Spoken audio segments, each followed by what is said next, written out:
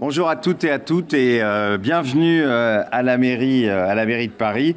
Je suis heureux de vous accueillir au nom de la maire de Paris et ma collègue Anne Souiris conclura cette journée qui est pour nous importante. Donc c'est la seconde journée qui est dédiée au chemsex. Vous faites des signes à la fin, vous nous entendez pas au fond? Ah. Pourtant ça fonctionne, il faut parler très près aujourd'hui. Vous entendez là? Toujours pas? Alors, à la technique, on peut augmenter le son si c'est possible. Là, c'est bon? Voilà, ça devrait être bon. Vous voyez, tout arrive, même un lundi matin à la mairie de Paris. Alors, merci, donc encore merci d'être là, comme je le disais. Je disais que je vous accueillais au nom de la maire de Paris et que ce soir, ma collègue Anne Souiris se conclurait. Alors, vous savez que pour nous, il était à Paris important de prendre notre responsabilité et de prendre à bras-le-corps cette question de santé publique et qui est d'ailleurs plus largement une question de société. Nous le constatons et la première journée qui avait été faite et tout le travail qui a été fait depuis 2 ans, notamment avec le comité stratégique, mais aussi avec les groupes de travail, le démontre. Le chemsex se propage de manière importante, notamment dans la communauté gay, et peut-être, en tout cas, on a quelques éléments parmi les hétérosexuels. Donc ça touche évidemment tout le monde, toutes les générations, qu'on soit dans les milieux urbains ou à la campagne. Et on déplore ici, puisqu'on est intervenu plusieurs fois auprès du ministre de la Santé, qu'on n'est aujourd'hui toujours pas d'état des lieux épidémiologiques, qui est quand même important parce que pour mettre en place des politiques publiques, il faut connaître l'état épidémiologique, quelle est la situation réelle, combien y a-t-il vraiment de morts qui pourraient être liées au chemsex, de coma et puis surtout de suicides. On sait qu'il y a beaucoup de personnes qui se suicident, en tout cas les remontées sont là, et là on a vraiment besoin de ces informations. Alors, on est heureux, par contre, que depuis quelque temps, l'ARS nous ait rejoints, et je pense que c'est important, mais je le dis, il faut que l'État prenne enfin ses responsabilités. On ne peut pas fermer les yeux face à ce qui se passe.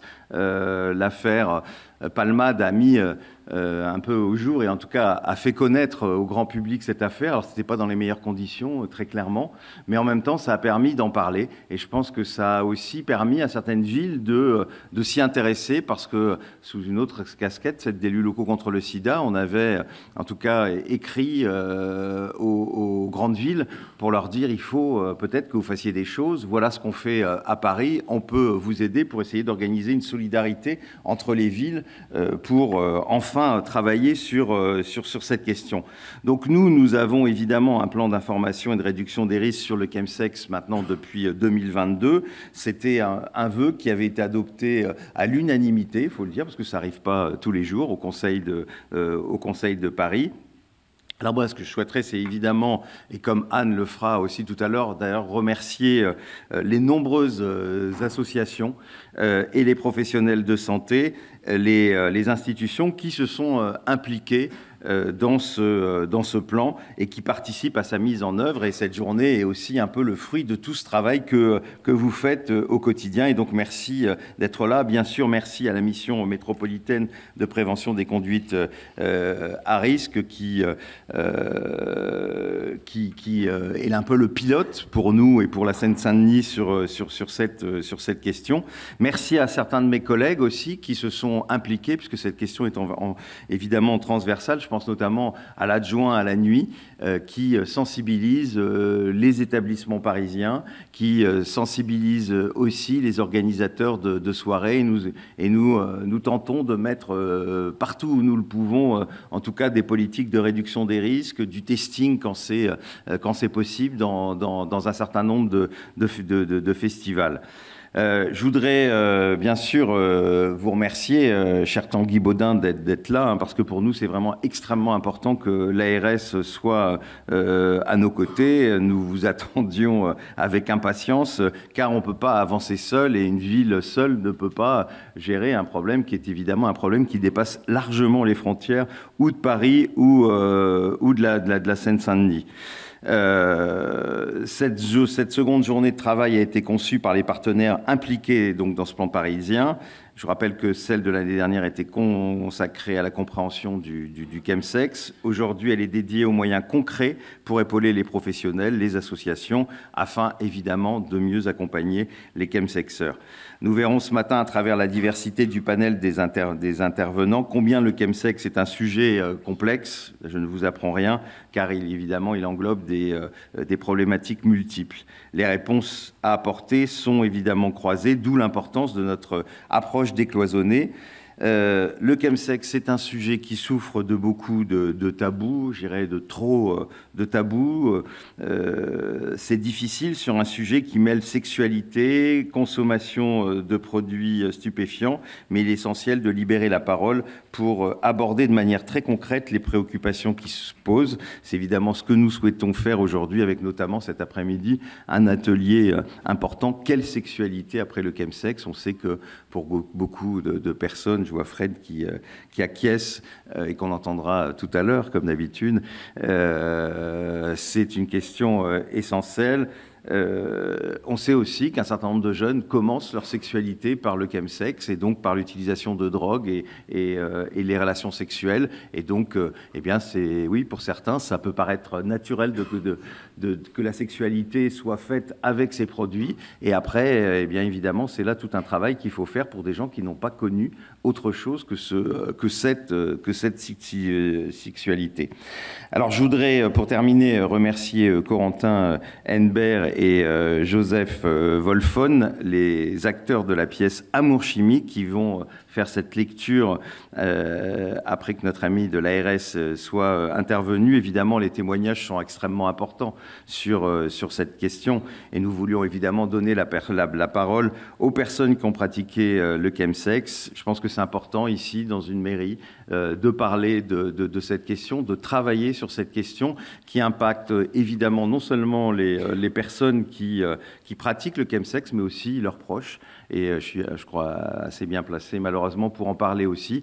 Et je pense que sur cette question, aujourd'hui, il faut arrêter de fermer les yeux, il faut avancer, il faut qu'on ait ces données et les collectivités locales. Vous savez, pendant très longtemps, on avait dit les collectivités locales sur le sida, elles n'ont pas de compétences, etc. C'est pas leur travail. On a vu qu'en 2014, quand Anne Hidalgo a lancé l'appel de Paris, depuis des milliers de villes dans le monde se sont impliquées dans la lutte contre le sida. Alors je mets à part San Francisco, qui ne nous avait pas attendus, et qui est très en avance, mais on a vu que dès que les villes se sont mises à s'occuper de cette question, les choses ont avancé. Eh bien, on pense que sur le chemsex, ça peut être la même chose. Si on est là, si on est à côté, évidemment, je le rappelle, dans un travail qui doit être fait sans jugement. D'abord, dès que vous faites du jugement dans santé publique, ça ne fonctionne pas. La moralisation, on le sait, ça ne va pas. Et je crois qu'il faut qu'on avance et qu'on avance main dans la main avec, et malheureusement, un certain temps que ce rendez-vous est repoussé, mais on doit voir le préfet de police je crois que là, c'est fixé à la semaine prochaine. J'espère qu'il n'y aura pas de nouveaux événements qui l'empêcheront.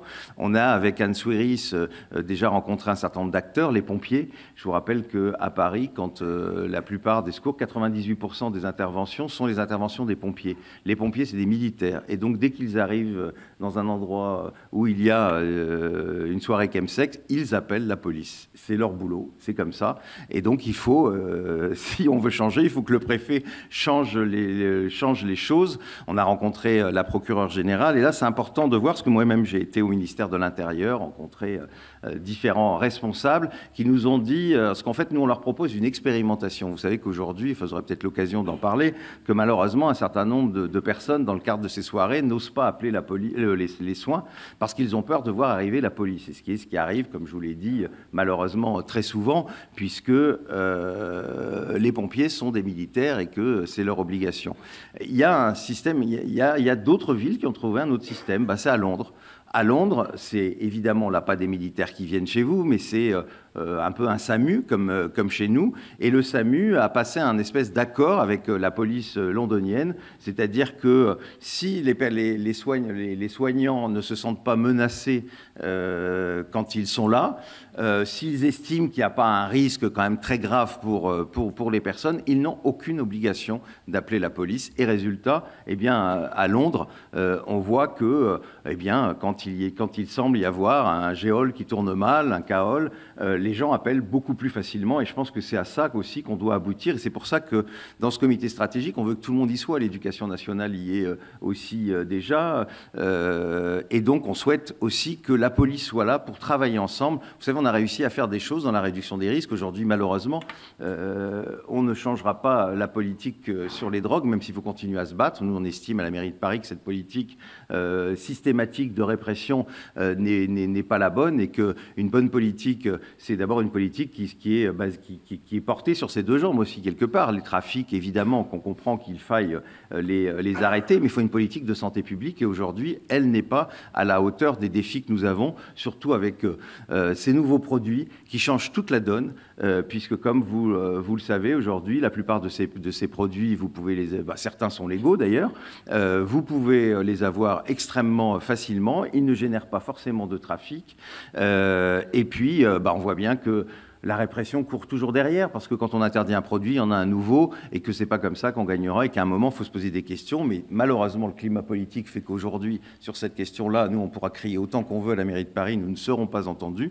Et donc, il faut trouver au moins, et je pense que la RDR est vraiment la solution, et je pense que l'État, sur cette question, aujourd'hui, peut entendre que si on a, vous savez, à côté de la salle de consommation à moindre risque, à côté des échangeurs de seringues, la police ne vient pas. Eh bien, il faut aussi là-dessus qu'on trouve une solution pour que les personnes n'aient pas peur d'appeler les secours, parce que c'est quand même pas normal aujourd'hui d'être dans cette situation et d'avoir des gens terrorisés et qui, quand ils en ont besoin, ne peuvent pas appeler les secours par peur de voir arriver la police.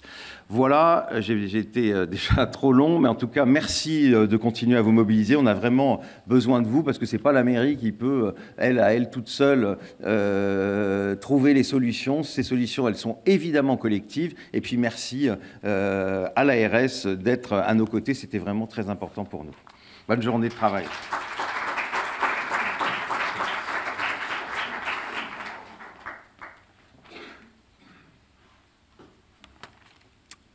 Bonjour à tous, j'ai une petite extinction de voix, donc je ne serai pas très long, mais je vais essayer de parler assez fort. Déjà, je voulais remercier à la fois la ville de Paris, notamment Jean-Luc Romero et Anne Souris, d'avoir organisé cette journée de travail. J'ai regardé le programme, et donc des remerciements appuyés à la MMPCR d'avoir fait un programme aussi riche et intéressant. Donc je rejoins tout à fait ce qui vient d'être évoqué par Jean-Luc Romero sur le chemsex, qui est une véritable problématique de santé publique, qui est un sujet qui est assez préoccupant, notamment à Paris, et votre souhait d'investissement de l'État sur ces sujets. C'est vrai que c'est important parce que c'est une initiative et une démarche commune qu'on a lancée en 2022 en matière de chemsex, avec différents groupes de travail qui réunissent à la fois la ville de Paris, l'Agence régionale de santé, la Caisse primaire d'assurance maladie, la MILDEC et l'ensemble des professionnels pour dégager des axes prioritaires d'action. C'est vrai qu'on a beaucoup parlé, mais il faut encore plus travailler les sujets de communication auprès des professionnels de santé, auprès des acteurs de l'urgence, comme vous l'avez souligné. Les sujets de formation, on sait que ce sujet n'est pas assez connu auprès des professionnels de santé. Il est connu dans les structures qui ont l'habitude d'accueillir des publics comme les CARUD ou les XAPA, mais il faut encore plus investir ce sujet auprès des services hospitaliers et l'ensemble des professionnels de ville, et puis développer, comme vous l'avez très bien souligné, la réduction des risques et l'accès aux soins. On sait que c'est important de développer encore plus avec des filières qui soient dédiées. Donc nous, on a la chance d'animer avec la MMPCR le groupe Réduction des risques et accès aux soins. Et c'est vrai que tous ces travaux, ils rejoignent toutes les recommandations qui ont été mises dans le rapport du professeur Benianimak et ceux de la stratégie également nationale de santé sexuelle qu'on a décliné au niveau régional la déclinaison, le projet qui a lieu de 2021 à 2024, avec différents axes. Et puis, je vais essayer de l'illustrer par des exemples très précis, parce qu'effectivement, c'est important de renforcer les liens entre les structures de prévention, telles que les CARUD, les XAPA et tout ce que font les associations, et le premier recours. Alors, c'est vrai qu'à Paris, on a la chance désormais d'avoir des communautés professionnelles territoriales de santé. Vous savez que dans chaque arrondissement, maintenant, vous avez des regroupements de professionnels qui travaillent ensemble et qui peuvent développer des actions de prévention. Et donc, on va développer un webinaire pour sensibiliser l'ensemble des professionnels parisiens avec à chaque fois des focus par arrondissement, en complémentarité de tout ce que peut faire en termes de communication l'assurance maladie par des diffusions de messages aux professionnels de ville, parce qu'ils ont cette habitude et cette force de communiquer au plus près des professionnels. Le deuxième sujet, c'est de faciliter l'accès au matériel de réduction des risques avec des messages de prévention. On sait que les chemsexeurs fréquentent peu les structures de prévention des risques comme les CARUD. Donc il y a différents partenariats qui ont été évoqués et qui doivent être encore renforcés, notamment des partenariats avec les pharmacies qui sont toujours férus de développer la prévention, mais également avec l'ensemble des professionnels de santé. Et puis également, vous l'avez souligné, mais sensibiliser les professionnels soignants et aussi tous les acteurs de l'urgence.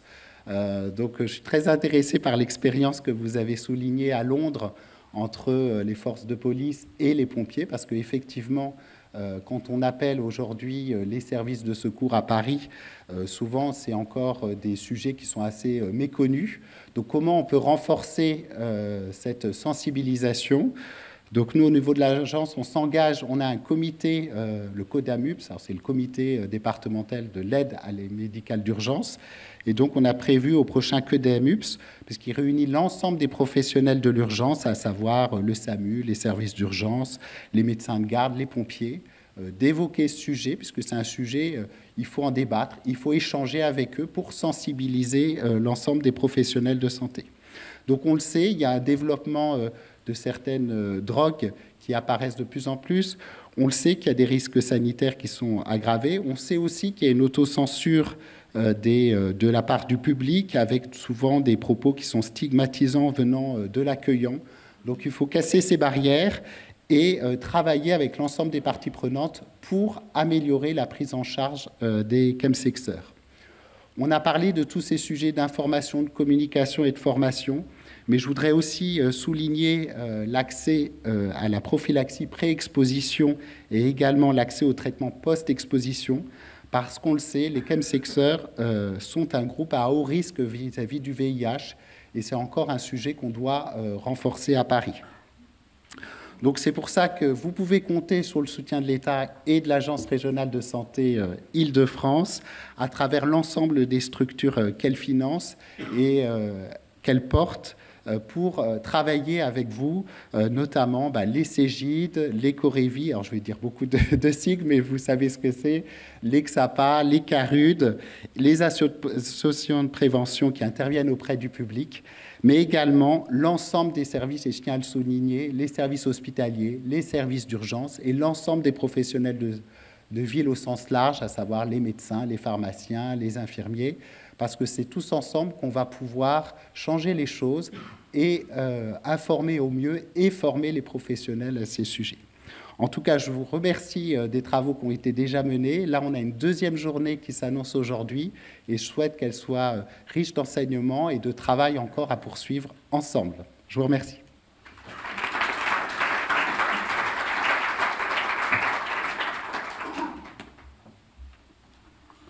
Merci, messieurs. Bonjour à toutes et à tous. Je suis Émilie Bissette et je travaille à la MMPCR et donc en charge de l'animation du plan Chemsex. Je voudrais déjà, en premier lieu, remercier l'ensemble des participants du groupe de travail montée en compétence des professionnels. C'était vraiment un travail collectif pour monter cette journée. Vous l'avez dit, c'est la deuxième. Voilà, nous espérons qu'elle vous donne l'occasion, vous, de nous faire part de vos savoirs, Effectivement, l'année dernière, nous sommes donné rendez-vous pour mieux connaître le phénomène. Cette année, l'ensemble des membres du comité stratégique nous ont dit qu'on a besoin d'être dans le concret, dans l'action. Donc on espère qu'avec vos savoirs, vos expériences, nous allons en tirer des préconisations pour vous accompagner, vous, dans votre accompagnement au quotidien des chemsexeurs.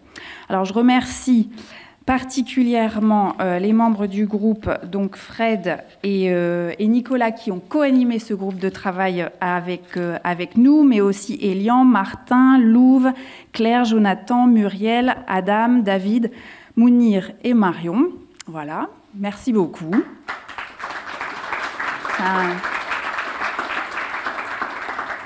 Alors aujourd'hui, vous êtes une centaine d'inscrites et d'inscrits, des professionnels de santé, sexologues, psychologues, psychiatres, infirmiers, addictologues, infectiologues, médecins généralistes, pour présenter de nombreuses structures, XAPA, CARUD, hôpitaux de la PHP, centres de santé sexuelle, Cégide, Corévis, centres médico-sociaux, des professionnels libéraux également. Vous travaillez aussi pour certains dans le domaine médico-social, dans des CHU, ACT, dans l'accompagnement, la médiation, et bien sûr aussi des actrices et acteurs associatifs de prévention et de promotion de la santé, des associations LGBTQIA+, et de santé communautaire. Je vous remercie aussi d'avoir bien voulu répondre à 3 questions. Nous avons envoyé il y a quelques jours un petit sondage pour nous permettre de mieux vous connaître. Je me retourne vers Laurence. Voilà. 3 questions. Comment évaluez-vous votre niveau de connaissance sur le chemsex ? Voilà, vous lirez à la lecture de ce camembert, si on peut regrouper tout à fait satisfaisant et satisfaisant, vous êtes environ 63% à répondre par la positive. Donc on voit qu'effectivement, vous êtes un public averti. Voilà, pour la deuxième question, pensez-vous disposer de suffisamment d'outils et d'approches pour accueillir, orienter et accompagner les chemsexeurs ? Et là, plutôt non ou pas du tout, on est autour de 56%. Donc peut-être que c'est sur cet aspect-là que nous espérons que cette journée soit positive et profitable. Enfin, la troisième question, pensez-vous connaître suffisamment d'interlocuteurs, d'interlocutrices dans l'orientation des chemsexeurs ? On va dire grosso modo 50-50. Voilà. Donc comme je vous l'ai dit, la première journée servait à mieux connaître le phénomène. Là, aujourd'hui, vraiment, on espère, notamment cet après-midi, via des ateliers, que ça puisse vous permettre de partager sur votre quotidien d'accompagnateur et de sortir avec quelques préconisations pour vous aider dans votre quotidien. Voilà, merci beaucoup à l'ensemble des intervenants et intervenantes prévus ce jour. Nous cherchions à donner la parole à tout le monde, à la place à tout le monde, des chercheuses, des chercheurs, des experts du phénomène en sciences sociales, des professionnels du soin, des actrices, acteurs de la prévention, de la réduction des risques, mais aussi des chemsexeurs